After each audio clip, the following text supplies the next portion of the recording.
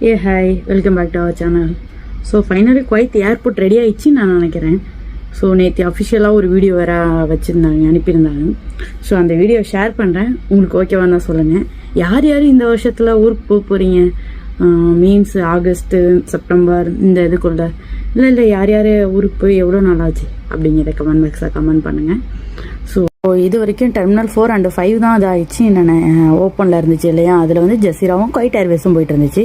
இப்போ வந்து ஓப்பன் பண்ணுறேன் ஜூன் 1 ஓப்பன்னு சொல்லியிருந்தாங்க.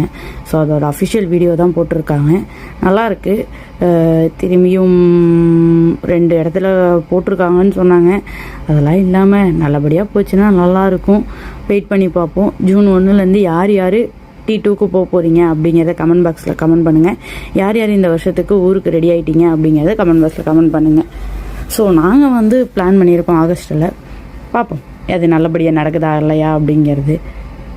அதுக்கு முன்னாடி நம்ம பேஜை மறக்காமல் ஃபாலோ அண்ட் சப்ஸ்கிரைப் பண்ணி வச்சுக்கோங்க. ஓகே, டாட்டா, பாய் பாய்.